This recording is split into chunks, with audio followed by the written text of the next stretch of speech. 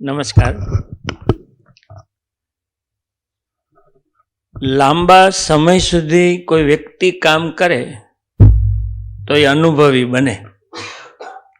નિયમિત કસરત કરે તો સશક્ત બને, પહેલવાન બને. શિક્ષણ લે તો વ્યક્તિ તજજ્ઞ બને, નિષ્ણાત બને. પણ જો એ વ્યક્તિ યોગ્ય કેળવણી લે તો વ્યક્તિ માણસ બને. કેળવવું એટલે ઘડતર કરવું, અને ઘડતર કરવા માટે વિચારથી શરૂઆત થાય. અને એટલે સૌરાષ્ટ્ર પટેલ સેવા સમાજ સુરત તરફથી આપણે દર ગુરુવારે હેલ્થ, વેલ્થ અને હેપીનેસને કેન્દ્રમાં રાખી આપણે વિચારોનું વાવેતર કરીએ છીએ. આજે 98મો થર્સડે થોટ છે. બસ હવે એક થર્સડે થોટ બાકી છે અને આપણે 100ના મુકામ પર પહોંચીશું. આપણા બધાની કેવડી મોટી સફળતા છે. આપણે બધાને હું ખૂબ ખૂબ અભિનંદન આપું છું. આ સમાજ કેવો છે? બહાર પુરુષ પ્રધાન છે, ઘરમાં સ્ત્રી પ્રધાન છે. પણ આજે એક નવો શબ્દ મળ્યો છે કે સમજણ પ્રધાન સમાજ હોવો જોઈએ. એ વાત જે એમણે કરી એવા સંગીતાબેન દુધાત આજના આપણા અતિથિ છે. પોતે MA, BEd, MPhil થયા. એક માં એવું વિચાર્યું કે મારા બાળકોને આટલું શિક્ષણ આપીશ તો પૂરું ઘડાશે નહીં. નોકરી છોડી દીધી, ઘેરે ભણાવવા મળ્યા, બીજા લોકો જોડાવા મળ્યા. અને અત્યારે ધોળકિયા નિર્માણ ઓપન સ્કૂલિંગ જે કોમ્યુનિટી છે એમના ફાઉન્ડર બન્યા. અદ્ભુત વિચારો સાથે એ ઘડી રહ્યા છે એવા સંગીતાબેન અને એના ઘનશ્યામ, એવા ઘનશ્યામભાઈને આપણે જોરદાર તાળીથી વધારીએ. આજે ગયા વખતે મહિલાઓની વાત હતી, મને ગમ્યું. અહીંયા વનિતાબેન આવ્યા છે, એ GSTમાં ઓફિસર છે. આપણી એક દીકરી એટલા પગલાં ચડી જાય, કારકિર્દી ઘડે તો કેટલું ગમે. વનિતાબેન, તમને અમે ખૂબ ખૂબ અભિનંદન આપીએ છીએ. આજે મને સૌથી વધુ આનંદ થયો, અહીંયા એક પણ ઘર એવું નહીં હોય કે ઘરમાં ચટણી બનતી નહીં હોય. બને જ છે ને, પણ એ ચટણીનું માર્કેટિંગ કરવું એક મા દીકરો ભેગા થઈને શું કરી શકે? હાર્દિક અખંડ ઊભો છે, આપણા ટીમ 100નો એક્ટિવ સભ્ય છે, વિચારશીલ છોકરો છે. મા ઘેરે ચટણી બનાવે અને એની એટલી બધી માર્કેટિંગ કર્યું. અંજુબેનની ચટણી આજે વર્લ્ડ ફેમસ છે. એવા અંજુબેનનું આજે આપણે સન્માન કર્યું. અંજુબેન, તમે માત્ર ચટણી નથી આપી, હાર્દિક જેવો એક સમજણો દીકરો આપ્યો છે, જે સંગીતાબેન ઘડવા માંગતા હતા. તમને ખૂબ ખૂબ અભિનંદન છે. આમાં છે ને, હું અહીંયા જે વાતો થાય ને એ શિક્ષણ થયું. તમારામાં કેટલી અસર થાય ને કેળવણી થઈ. આ શિક્ષણ કેળવણીમાં એટલું સમજવાનું. અગાઉ એક 54 વર્ષના બેને ચાલવાનું શરૂ કર્યું, મેરેથોનમાં ભાગ લેતા હતા. એમાંથી પ્રેરણા લઈને અહીંયા 2 વ્યક્તિ બેઠા છે, જયંતિભાઈ અને વિઠ્ઠલભાઈ. એણે ચાલવાની પ્રેરણા લીધી, કેળવણી થઈ. દરરોજ ઓછામાં ઓછું 11 કિલોમીટર ચાલનારા અને એરોબિક્સ કરનારા 2 વ્યક્તિ છે. પણ આની આગલા ગુરુવારે આપણે એક ભાઈને લાવ્યા કે દરરોજ 20 કિલોમીટર ચાલે ને એમાં 5 કિલોમીટર રનિંગ કરે. કોઈ મેરેથોનમાં નહીં. ગયા રવિવારે સંજયભાઈ, જયંતિભાઈ ભાલાળા અને વિઠ્ઠલભાઈએ 21 કિલોમીટરનું રનિંગ કર્યું અને ફ્રેશ હતા. 21 કિલોમીટર દોડ્યા 2 કલાકમાં. અદ્ભુત. કદાચ 3 વર્ષ પહેલા આ બેયની હેલ્થ જોઈ હોય તો ખબર પડે થર્સડે થોટનું ઇમ્પ્રુવમેન્ટ બંનેમાં કેટલું આવ્યું છે. એને જોરદાર તાળીથી આપણે વધારીએ. આજે અમારે લગ્ન સિઝન હવે પૂરી થઈ એટલે શિવાભાઈ ને કાલુભાઈ અમારા આજે ટ્રસ્ટી મહેમાન અહીં આવ્યા છે, એમને જોરદાર તાળીથી વધાવીએ. મારા થર્સડે થોડના એક વક્તા પરેશભાઈ નિયમિત આવતા થયા. આજે મુકેશભાઈ સોનલ આપણા ટ્રસ્ટી છે, એ આજે આવ્યા છે. એમણે જોરદાર તાળીથી વધાવીએ. અરવિંદભાઈ આપણા બ્રાન્ડ એમ્બેસેડર ગયા ગુરુવારે કંઈક જઈએ એવા ડૉક્ટર અમુલકભાઈને જોરદાર તાળીથી વધાવીએ. આપણને એમ થાય આજે છે ને બધાને બાળકના શિક્ષણની ચિંતા છે. આ નવું જનરેશન કેવું બનશે એની ચિંતા છે. એટલે આપણા મનમાં પરેશભાઈ એક વાક્ય એવું બેસે કે બાળક શું બનશે એનો આધાર એ કઈ યુનિવર્સિટીમાં ભણે છે એના પરથી નક્કી થાય. બાળક શું બનશે એનો આધાર યુનિવર્સિટી છે. બાળક કેવું બનશે એનો આધાર પરિવાર છે. આ બરાબર સમજી લેવાનું છે. આમ તો છે ને આપણા મનમાં છે સ્કૂલમાંથી શિક્ષણ મળે અને પરિવારમાંથી સંસ્કાર મળે.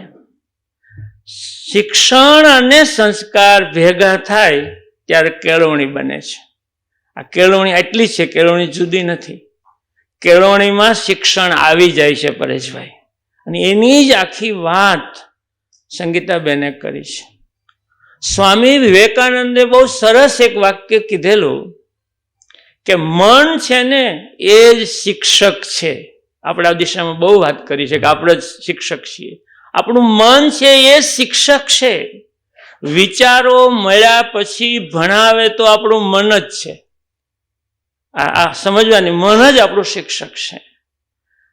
હમણાં જ ગયા ગુરુવારે મેં આગલે ગુરુવારે કીધું, મુકેશભાઈ બહુ સરસ નહોતું કીધું અંબાણીએ કે જીવન જ યુનિવર્સિટી છે. વ્યક્તિ જ પોતાની જાતે ઘડાય છે. આ ઘડવાની વાત છે. એટલે શિક્ષણ અને કેળવણી જુદા નથી.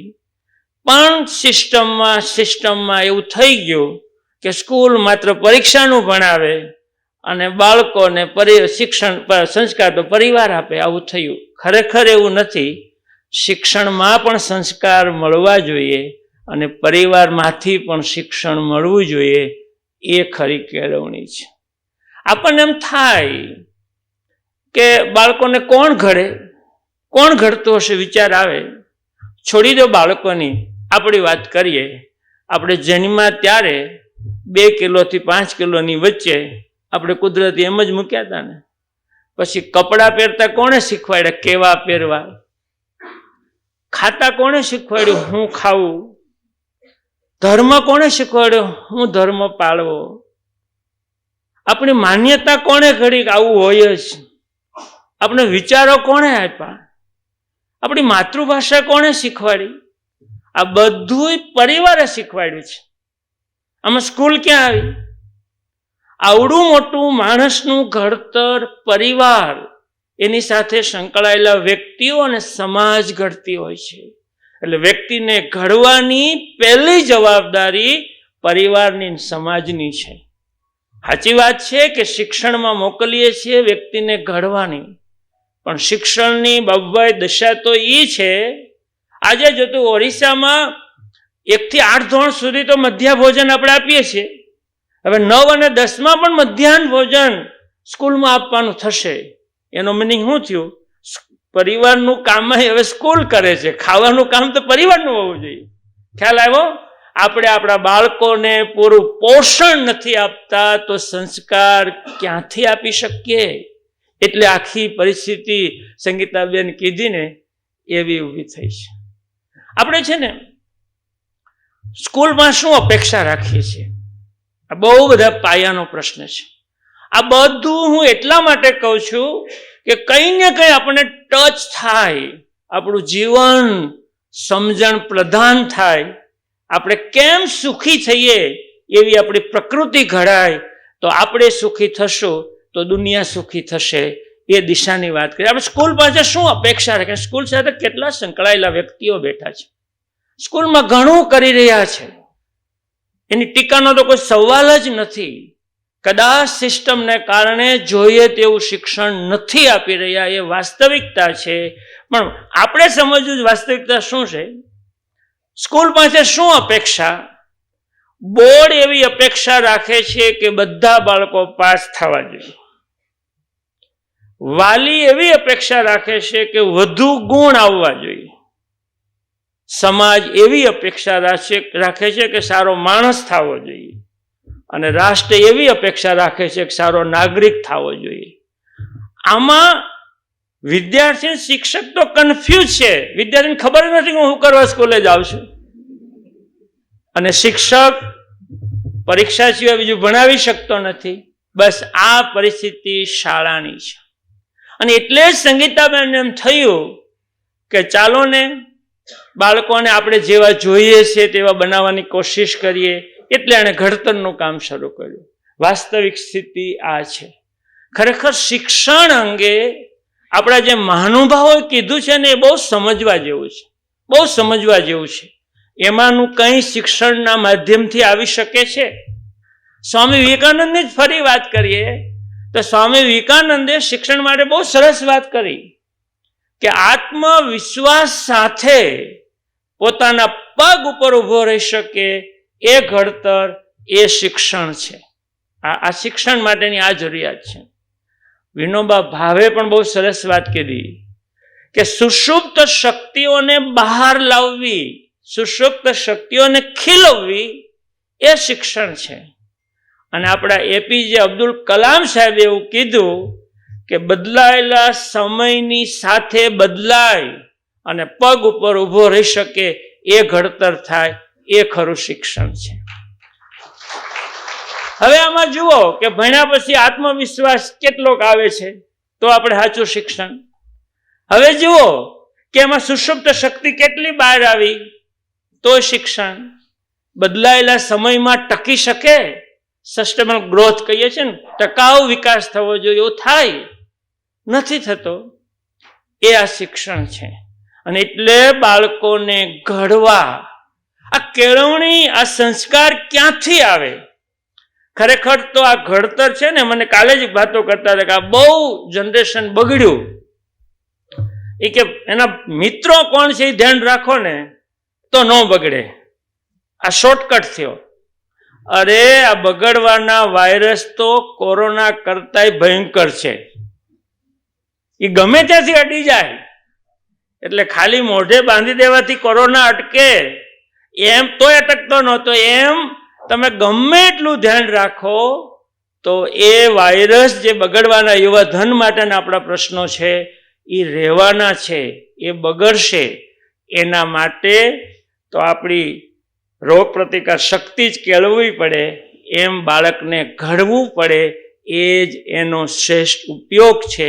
એટલે જ આ કેળવણીની જરૂરિયાત છે બેન જે કરી રહ્યા છે એ. હવે સંગીતાબેન, બહુ મોટો પ્રશ્ન લોકોમાં છે. તમારી વાત સાંભળીએ ત્યારે, તમારું જ્યારે જ્યારે પેપરમાં આવે ત્યારે, અને આજે તમને સાંભળ્યા પછી અમારા ઘણા યુવા જનરેશન હશે અને વિચાર આવે તો સાહેબ બાળકને સ્કૂલે ન મોકલીએ ને ઘેરે રાખીને ભણાવીએ તો વિચાર આવે ને. પણ એક વાક્ય યાદ રાખજો, જો સંગીતાબેન જેવી માં હોય તો જ બાળકને ઘેરે ભણાવી શકાય.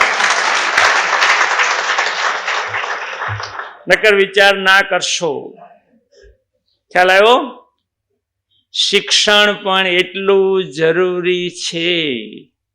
અને યાદ રાખજો, શિક્ષણ પણ કેળવણીનો ભાગ છે.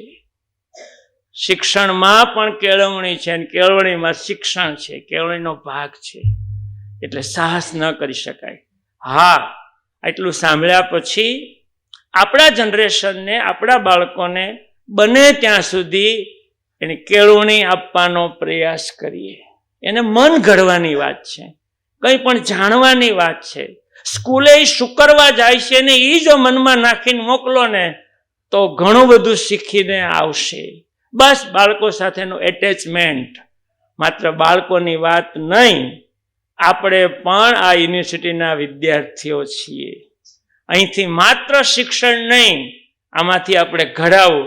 આ બે વિદ્યાર્થીઓ ઘડાયેલા હતા ને વિઠ્ઠલભાઈ, એટલે એને બેસાડ્યા છે. ખ્યાલ આવ્યો ને? ઘડાવાનું છે, આ વાત કરવાની છે. અને એટલે જ આટલું કીધા પછી વિચાર આપવો હોય તો આપવા જેવો વિચાર રહ્યો જ નથી, બધું કહેવાય ગયું છે, પણ હું સારી ભાષામાં જો શબ્દ ગોઠવું તો એ ગોઠવી શકાય. શિક્ષણ એ કેળવણીનો ભાગ છે જે જ્ઞાન અને કૌશલ્ય આપે છે. તમારે તજજ્ઞ બનવું હોય, તમારે નિષ્ણાંત બનવું હોય, દાખલા તો ઘણા છે. સંગીતાબેન આવું સરસ કર્યું. અભિષેક સત્તાણી 12 ધોરણ ભણેલો છે અને એઆઈની 40 પેટર્ન એના નામે છે. એક ઋષિક ભંડેરી, એ તો મિકેનિકલ ભણેલો છે અને આર્ટિફિશિયલ હાર્ટ આઈઆઈટી કાનપુરમાં બનાવે છે. એટલે આ ઘડતર છે. તમે મા તરીકે, દાદા તરીકે, દાદી તરીકે બાળકનું ઘડતર ચોક્કસ કરી શકો અને કેળવણી એના સપોર્ટમાં રહે. અને બીજી વાત કરવી હોય તો શિક્ષણ સાથે સંસ્કાર ભળે ત્યારે જ કેળવણી શરૂ થાય છે. આ સમજવાનું છે. ઘરમાંથી કાંઈ નહીં વન બાળક જશે ને તો ત્યાંથી બગડીને જ આવવાનું છે, સંતોષ થાય એવું આવવાનું નથી. અને ઘરમાંથી જો સમજણું થઈને જશે ને તો અક્ષર જ્ઞાન આવે કે ન આવે તમને કઈ વાંધો નથી, માણસ તો બનવાનું જ છે. એટલે શિક્ષણ કરતા કેળવણી મહત્વની છે. શિક્ષણ જરૂરી છે પણ મહત્વનું છે. અને હજુ આગળ જવું હોય તો આ વિચારોની યુનિવર્સિટી એટલે કરી કે શિક્ષણ જે લીધું છે ત્યાંથી કે આપણા પારિવારિક કે સામાજિક માહોલમાંથી જે શીખવું જોઈએ એ શીખાતું નથી. અને સંગીતાબેનને એમ થયું કે આ સ્કૂલ પૂરું ઘડતર નહીં કરી શકે, એવું સમાજને થયું કે આ ઘડતર પૂરું ન થાય, એટલે વિચારોનો વાવેતરનો આ કાર્યક્રમ કર્યો. અને એટલે બીજો મુદ્દો કેવો હોય તેમ કહી શકાય, સુખી જીવનની પ્રકૃતિ ઘડવા. સુખી થવું છે ને, અને પ્રકૃતિ ઓલા બેને કીધું એમ શરીરની હોય ને સ્વભાવની હોય. સુખી થવાની પ્રકૃતિ આપણા મનમાં ઘડાવવી જોઈએ. એટલે નવા મુદ્દા નાખીએ છીએ. સુખી જીવનની પ્રકૃતિ ઘડવી એ જીવન જીવવાની કળા છે. આટલું પકડી લેજો. જીવનના મૂલ્ય અને ઉત્કૃષ્ટ માટે શિક્ષણ સાથે ઘડતર કરવું જોઈએ. આ આજનો ટૂંક સાર છે. બસ જીવન મૂલ્યો સાથે શિક્ષણ આપવું જોઈએ. તો થેન્ક યુ વેરી મચ. ખૂબ ખૂબ આભાર. અને અભિનંદન એટલે આપવા છે કે જે આપણું સ્વપ્ન હતું સરદાર સાહેબની પ્રતિમા એ સુરત જમનાબા વિદ્યાર્થી ભવનના પટાંગણમાં આવી ગઈ છે. પણ આ વિચારનો વાવેતર આજીવન આપણને યાદ રહે અને લોકો હંમેશા યાદ રાખે રોડ ઉપર નીકળતા, એના માટે એક સંકલ્પ થયો છે બાપભાઈ કે જે પ્રતિમા મુકાણી છે અનાવરણ તો હજી મે મહિનામાં થશે, પણ હવે કાલથી શરૂ થશે. જેમ સ્કૂલમાં રાષ્ટ્રધ્વજ વખતે આપણે 15મી ઓગસ્ટ ને 26મી જાન્યુઆરી બ્યુગલ વગાડીએ ને, તો હવે પછી દરરોજ પરેશભાઈ એ પ્રતિમાના પગ પાસે ઉભા રહીને સવારે 10:10 5 મિનિટ સુધી બ્યુગલ વગાડીને સુરતને વિચારોના વાવેતરની જાગૃતિ આપવામાં આવશે. ફરી આવતા રવિવારે એટલે 3 દિવસ પછી 66મો સમૂહ લગ્ન ઉત્સવ છે. બધાને કાર્ડ અહીંયા મળી ગયા છે. બધાને આવવાનું છે. જ્યારે બીજું કાર્ડ આવી ગયું હોય તો તમને ગમતા માણસને આ કાર્ડ આપવાનું છે અને તમે બધા આવજો એવી વિનંતી છે. અને ફરી આવતા ગુરુવારે 20 તારીખે સોમા ગુરુવારના પ્રવેશ પાસ આપણે આપવાના છીએ, નિમંત્રણ આપવાના છે. Thank you very much.